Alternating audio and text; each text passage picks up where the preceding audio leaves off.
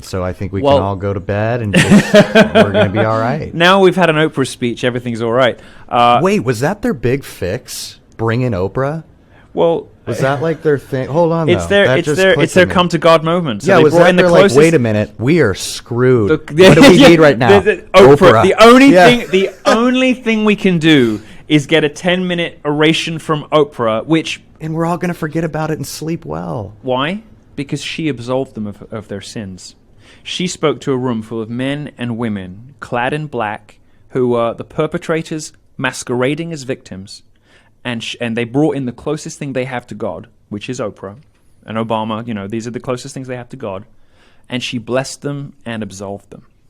And now they can go forward in the world feeling like they fixed something. Feeling like rather than being part of the problem, they're now part of the solution. Like, you know, they can go forward into the world feeling like their sins have been washed clean because they've been touched by Oprah. And you know, look at the reaction from, you know, look at the immediate leap, the Oprah 2020 stuff from journalists as well. This is how she's perceived in culture still, even now. And this is, you know, this Oprah stuff, this is the equivalent. And social justice is this. And by the way, I'm fascinated by this, and we're going to talk about this on so many future shows because it's my new favorite subject.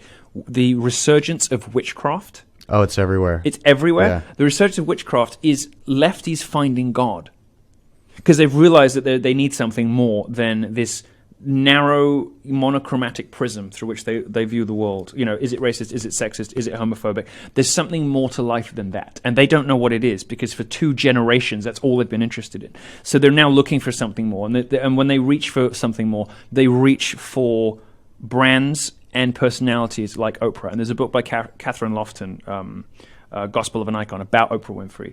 And there was a lot of good literature about Oprah Winfrey in the late 90s and early 2000s that described how her shows are structured like the Eucharist. You know, where there's in the crescendos of emotion, and then so you get a car, you get a car, you get a car. That's the Eucharist. You know, how her shows became a sort of religious ritual for an increasingly godless America, and she's now brought back as the woman who saved us all in the 1990s, and was there for us when nobody else was. And Obama said no, Michelle said no, because the Obamas are absent, because the Obamas have disappeared from stage, except for these rare occasions when Barack Obama will come out and say something disobliging about Trump, because the clamor for him to say something, anything, is so extraordinary that he can't help but offer the occasional Facebook post about what a bad job Trump is doing. But see, that's how stupid they think we are. That this big fix, you know, they've been exposed and it's just starting. If we bring Oprah, it's all going to be like, you know what I mean? But it isn't. But it isn't because you know, people did not tune in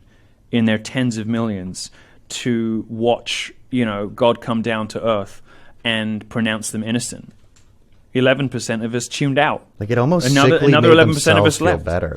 That's exactly what you're saying. I mean, this is next level. It's a superficial proxy for mass. It's a superficial proxy for genuine. And here's the point, right?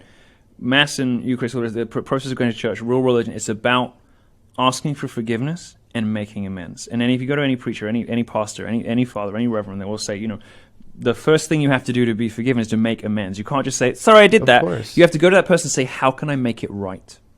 And get, you know, an Oprah's moment, Oprah's little 10-minute,